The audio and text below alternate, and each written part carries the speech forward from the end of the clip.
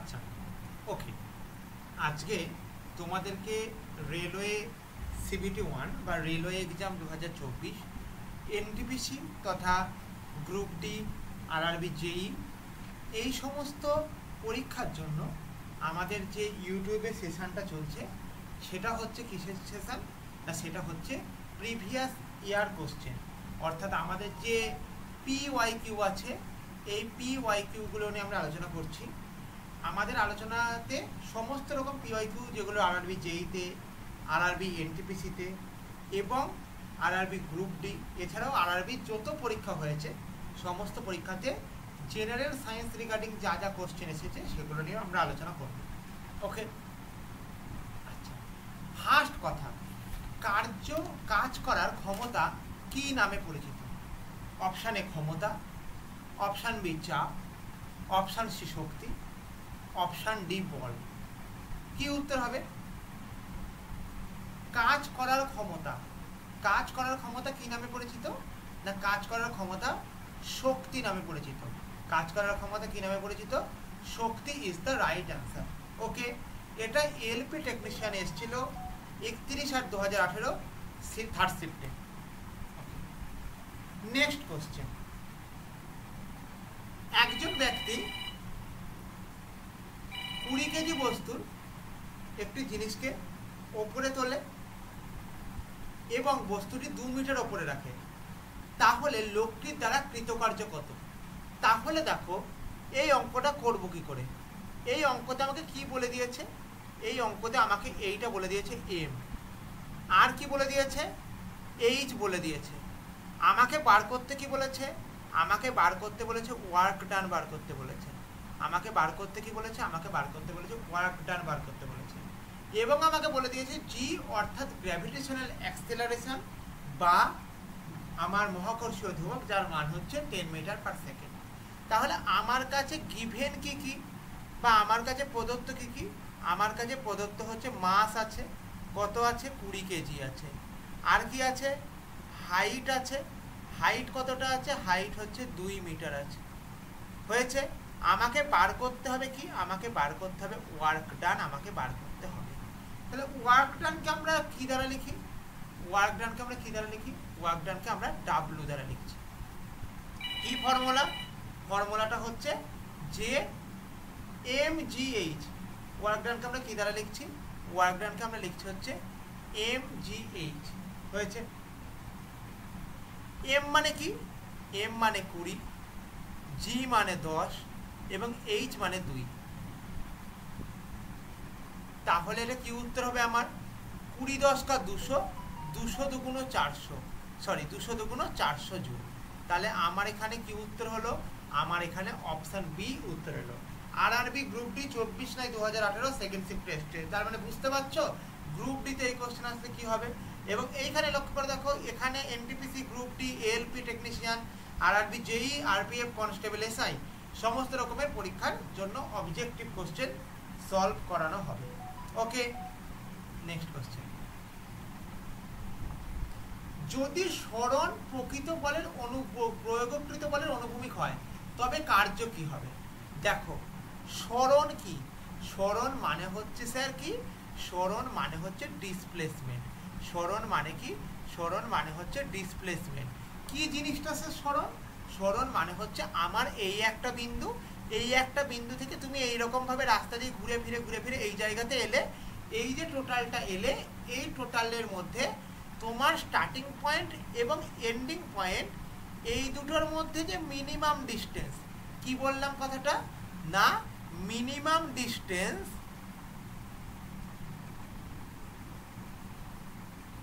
Between starting and ending.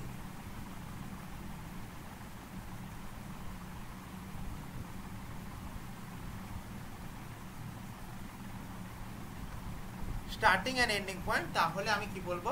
তাহলে আমি তাকে বলবো কি? তাহলে আমি তাকে বলবো হচ্ছে ডিসপ্লেসমেন্ট।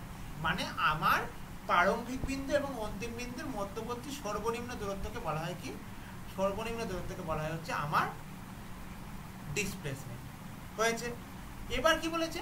আর দূরত্ব কি? দূরত্ব হচ্ছে আমি যতটা পথ অতিক্রম করলাম ততটা। তাহলে 3 এর উত্তরটা কি হবে? যদি আমার প্রয়োগকৃত বল অনুভূমিক হয় তবে কার্য হবে ধনাত্মক। তবে কার্য কি হবে? কার্যকে বলবো পজিটিভ ওয়ার্ক। কার্যকে কি বলবো? কার্যকে বলবো পজিটিভ ওয়ার্ক। হয়েছে। যদি কাজের মান ধনাত্মক হয় তাহলে এখানে কি হলো? স্মরণাকৃত আমার স্মরণটা যখন বলের অনুভূতি হচ্ছে তখন কাজ থেকে ধনাত্মক। এখানে কি হলো? যদি কাজের মান ধনাত্মক হয় তাহলে বস্তুর গতিশক্তি কি হবে? অর্থাৎ আমার কাজের মানটা ধনাত্মক হলে বস্তুর গতিশক্তি কি হবে? বস্তুর গতিশক্তি হ্রাস হবে, অর্থাৎ বস্তুর গতিশক্তি কমে যাবে। ভুল। বস্তুর মান শূন্য হবে, সেটা তো কোনোদিন হবে না। একই থাকবে, এখানে এটা না, এখানে লেখা হচ্ছে একই থাকবে। একই থাকবে কথাটা, ঠিক আছে মা? একই থাকবে, একই থাকবে। হয়েছে। আর গতিশক্তি বাড়ান মানে আমার গতিশক্তি বেড়ে যাবে। গতিশক্তি কি হবে? গতিশক্তি বেড়ে যাবে। তাহলে আমার কোন উত্তরটা হবে না? অপশন ডি ইজ দা আমাদের রাইট অ্যান্সার। আমাদের ডি হচ্ছে আমাদের রাইট অ্যান্সার। কোশ্চেন নম্বর 5, নিচের কোন পদটি কোনো কার্য সম্পন্ন করে না? কপিল 10 কেজি ওজন নিয়ে দাঁড়িয়ে আছে, ঠিক আছে। সচিন 8 কিমি হাঁটে, একটি কুলি বাস থেকে গাড়িতে ওজন বহন করে, অরুণ মাঠের দিকে ক্রিকেট খেলে। দেখো, ফার্স্ট কথা, কপিল 10 কেজি ওজন নিয়ে দাঁড়িয়ে আছে, তার মানে কি হয়েছে? কপিল একটা কাজ করছে, মানা গেল। সচিন 8 কিমি হাঁটছে, একটি কুলি বাস থেকে ওজন বইছে, সেও কার্য করছে। অরুণ মাঠে ক্রিকেট খেলছে, সেও কার্য করছে। তাহলে আমাদের কি হচ্ছে না? আমাদের কোনো বস্তু স্মরণ হচ্ছে না, মানে কি হয়েছে? কপিল 10 কেজি ওজন নিয়ে দাঁড়িয়ে আছে। তাহলে দাঁড়িয়ে থাকা মানে কি? দাঁড়িয়ে থাকা মানে তার প্রারম্ভিক বিন্দু এবং অন্তিম বিন্দু এই দুটোর মধ্যে কোনো ডিফারেন্স আছে? এই দুটোর মধ্যে কোনো ডিফারেন্স আছে না? ডিফারেন্স নেই। তাহলে ডিফারেন্স নেই মানে কি স্যার? আমার ডিসপ্লেসমেন্ট মানে স্মরণ মানে 0। তার মানে কি হবে আমাদের? W equal to FS cos theta. W equal to FS cos theta. তাহলে কি উত্তর হবে স্যার আমার? এস এর মান কত? এস এর মান 0। তার মানে W মানে এফ গুণ 0 গুণ কস থিটা, মানে উত্তর হচ্ছে 0। তার মানে আমার অপশান এ হচ্ছে রাইট অ্যান্সার। অপশান এ হচ্ছে রাইট অ্যান্সার। এইখান থেকে কনসেপ্ট আসে তোমাদের কার্যহীন বলের কনসেপ্ট আসে। কার্যহীন বল কনসেপ্টটা কি? আমাদের একটা ফর্মুলা আছে, ফর্মুলাটা হচ্ছে W equal to F S cos theta. তাহলে আমাদের এফ কোনোদিনও 0 হবে না, হতে পারে 0কে 1 হতে পারে। আমাদের এস 0 হলে W 0 হবে, আর একটা কি হতে পারে? কস থিটা 0 হলে W 0 হবে। ঠিক বললাম না ভুল বললাম? এফ এস 0 হলে W 0, কস থিটা 0 হলে W 0। তাহলে এস 0 কখন হবে? যখন আমার বস্তু স্মরণ হয় না। যেমন প্রথম উত্তরটা, তুমি এসে একটা দেয়ালকে ঠেললে, সেটা। আর একটা কি হবে? যদি তোমার গতিপথ এবং তোমার বস্তুর গতিপথ দুটোর মধ্যবর্তী কোণ যদি 90 ডিগ্রি হয়, তবে cos 90 ডিগ্রির ভ্যালু কত? 0। অর্থাৎ কি বলবো? অর্থাৎ আমার ডাব্লুর ভ্যালুটা কত হবে? 0। সেটাকেও বলে কার্যহীন বল। কোথায় এসেছিল? আরআরবি গ্রুপ ডি 19/9 শিফট 3-তে। ফোর্স দ্বারা সম্পূর্ণ কার্য ধনাত্মক হয় যখন সরণ শক্তির দিকে ঘটে, সরণ বলটির সাথে লম্ব, বলের কারণে সরণ নেই, সরণ বলের বিপরীত দিকে ঘটে। কি উত্তর হবে? ফোর্স দ্বারা কার্য ধনাত্মক হয় বলেছে। তাহলে ধনাত্মক হলে কি হবে না? ধনাত্মক হলে আমার উত্তর হবে হচ্ছে সরণের দিকে কার্য হয়, সরণের দিকে কার্য হয়। যদি আমাদের সরণের সঙ্গে বলটি লম্ব থাকতো, তবে তাকে আমরা কি বলতাম? তবে তাকে আমরা বলতাম কার্যহীন বল। কেন? একটু আগে দেখালাম লম্ব মানে কি? cos theta. cos থিটা তার মানে cos অফ 90 ডিগ্রি ভ্যালুটা কত? cos অফ 90 ডিগ্রির ভ্যালু 0, অর্থাৎ ডাব্লুর মানও 0 হয়েছে। যদি বলের কারণে কোনো সরণ না হয়, তাকে আমরা কি বলবো? তাকেও আমরা কার্যহীন বলবো, কার্যহীন বল বলবো। কেন বলবো? কারণ এখানে S0 মানে W0। সরণ যদি বিপরীত দিকে ঘটে, তাকে আমরা কি বলবো? তাকে আমরা ঋণাত্মক বল বলবো। তাকে আমরা কি বলবো? ঋণাত্মক বল বা ঋণাত্মক ফোর্স বলবো। কোথায় এসেছিল? আরআরবি গ্রুপ ডি 18 সালে শিফট 3-তে হয়েছে। নিচের কোনটিকে, কোন কাজকে কার্য বলা হয়নি? হর্ষ বই পড়ছে, পিঙ্কি একটি বই নিয়ে সমতল রাস্তায় হাঁটছে, শ্রুতি চেয়ারে বসে আছে, খুশি একটি দেয়ালের টেবিলের দিকে ধাক্কা দিচ্ছে কিন্তু ব্যর্থ হচ্ছে। কার্য বলা হয়নি,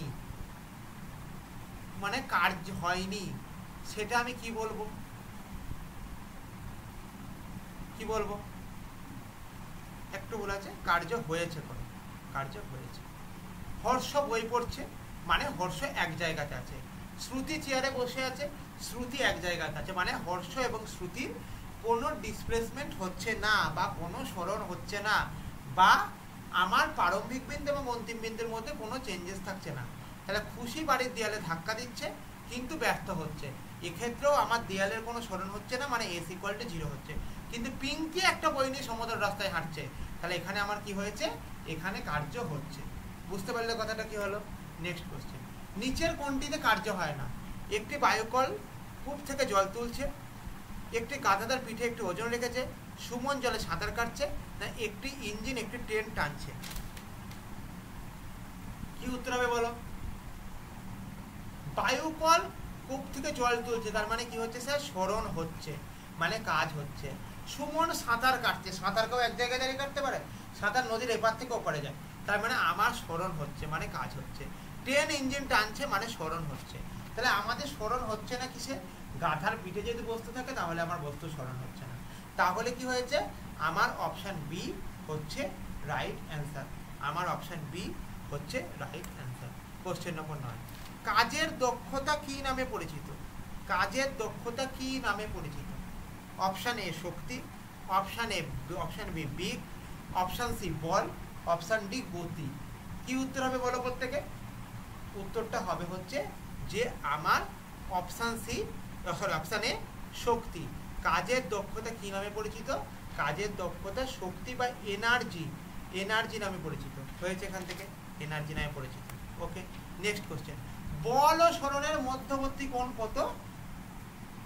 সেটা কি করে বার করবো? দেখো, এটা কোথায় এসেছিল? দুবার এসেছিল। আরআরবি গ্রুপটি 8-এ এসেছিল, মানে 8-10-2018-তে এসেছিল, এবং 17-9-2000 এসেছিল। দেখো, আমাদের কি বলেছে? বল ও সরণের মধ্যে মধ্যবর্তী কোণ কত? কি করে করবো স্যার অঙ্কটা? কি করে করবো? ভালো করে বোঝার চেষ্টা করো। W = আমরা জানি FS cos θ হয়েছে। এখন আমার যদি এই ডাব্লুর মানকে 0 করে দিই এবং বস্তুটার যদি পার্সোনালি কিছু স্মরণ থাকে, ধরে নাও 0 করে দিই, তার মানে দুটো কনসেপ্ট আসতে পারে। এক হয় S এর মান 0, আর একটা হয় cos θ এর মান 0। তাহলে S এর মান 0 হলে কি হবে স্যার? S এর মান 0 হলে কি আমি অ্যাঙ্গেলের কনসেপ্ট পাবো? না, S এর মান 0 হলে আমি অ্যাঙ্গেলের কনসেপ্ট পাবো না। তাহলে কি করতে হবে? আমাকে cos θ এর মানকে 0 করতে হবে। তাহলে আমি এখানে কি বলতে পারি? যে আমার W = FS cos θ যেটা আছে, এখানে W 0 হবে তখন যখন আমার cos θ 0 হবে। তাহলে cos θ স্যার কখন 0 হবে? cos θ 0 হবে কখন? যখন আমার θ = cos ইনভার্স 0 হবে। তার মানে কি হলো? cos ইনভার্স 0 মানে কত? 90 ডিগ্রি। অর্থাৎ আমার অপশন বি হচ্ছে রাইট অ্যান্সার। অর্থাৎ যদি বল এবং সরণ যদি আমার হয়, তাহলে আমাদের এটা হবে 0। আচ্ছা, বল এবং সরণের মধ্যবর্তী কোণ হলো কত? এটা হচ্ছে 90 ডিগ্রি। ঠিক আছে, বুঝতে পেরেছো? নেক্সট কি আছে? নেক্সট তোমরা প্রত্যেকে চ্যানেলটাকে লাইক করো, কমেন্ট করো, শেয়ার করে দাও এবং সাবস্ক্রাইব করো, এবং নোটিফিকেশনটাকে টার্ন অন করে রাখো, যাতে করে নতুন ভিডিও আপলোড হলে তোমরা সবার আগে ভিডিওটি পাও। থ্যাংক ইউ ক্লাসটা সম্পূর্ণরূপে দেখার জন্য।